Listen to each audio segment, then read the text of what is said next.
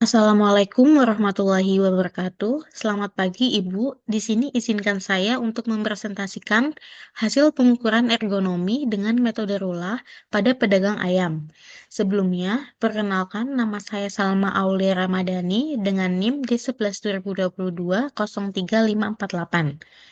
Langsung saja pada bagian A, yaitu step yang pertama ada pengukuran posisi upper arm. Mendapatkan skor sementara 2 karena berada di 34 derajat.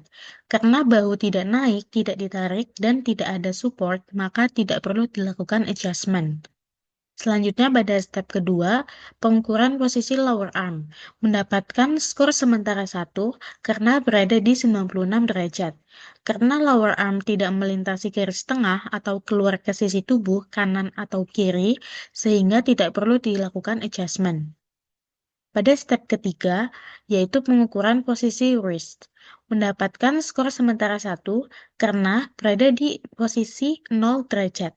Karena responden tidak melakukan gerakan menyamping kanan atau kiri, maka skornya tetap 1.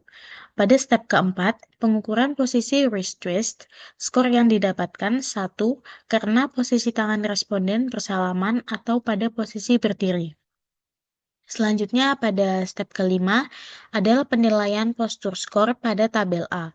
Kita tandai skor upper arm yaitu 2, lower arm 1, wrist skornya 1, wrist twist-nya 1, kita ambil garis pertemuannya dan didapatkan hasil 2. Step 6-7, karena pekerjaan responden bisa dianggap statis, maka muscle use score-nya adalah 1. Berikutnya, karena tidak ada penambahan beban, maka pada step 7 skornya adalah 0. Step 8 adalah menemukan row di tabel C. Berdasarkan pada langkah ke-5-7, mendapatkan wrist and arm-nya skornya adalah 3.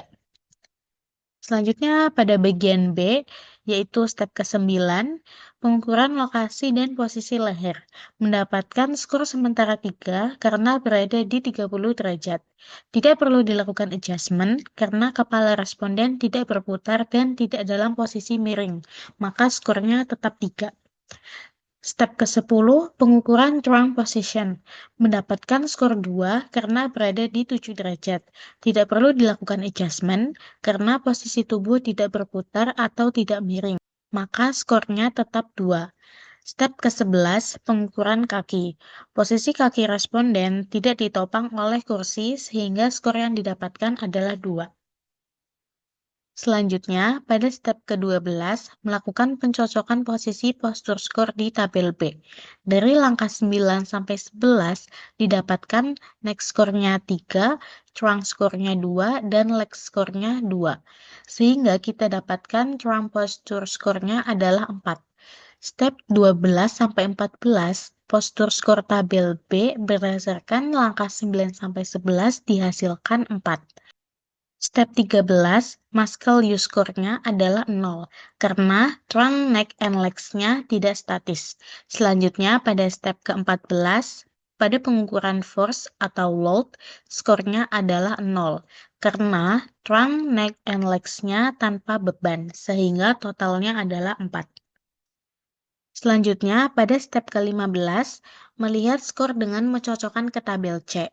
Berdasarkan wrist arm score, hasil yang didapatkan adalah 3. Berdasarkan kolom neck, trunk, and legs, didapatkan hasil 4. Sehingga pertemuan wrist arm dan kolom neck, trunk, and legs-nya adalah 4. Kemudian kita lihat nih final skornya yaitu 3-4. Yaitu pada posisi further investigation change may be needed, yaitu perlu dilakukan investigasi lebih lanjut dan perubahan mungkin perlu dilakukan.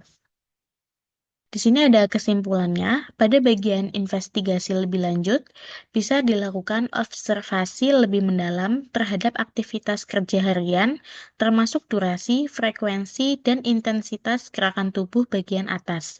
Yang kedua, ada wawancara atau kuesioner kepada pedagang terkait keluhan fisik seperti nyeri leher, bahu, atau pergelangan tangan, dan persepsi kelelahan.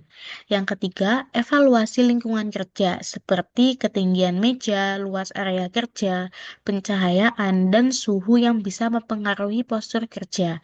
Pada perubahan yang mungkin perlu dilakukan, itu ada penyesuaian tinggi meja kerja agar sesuai dengan postur tubuh untuk menghindari membungkuk terlalu lama. Yang kedua ada penggunaan alat bantu ergonomis, contohnya seperti pisau dengan pegangan yang nyaman atau alat potong otomatis. Yang ketiga ada perbaikan posisi berdiri, misalnya dengan alas anti-slip atau karpet empuk untuk mengurangi tekanan pada kaki dan pinggang. Sekian presentasi dari saya. Sebelumnya mohon maaf bila ada salah kata. Wassalamualaikum warahmatullahi wabarakatuh.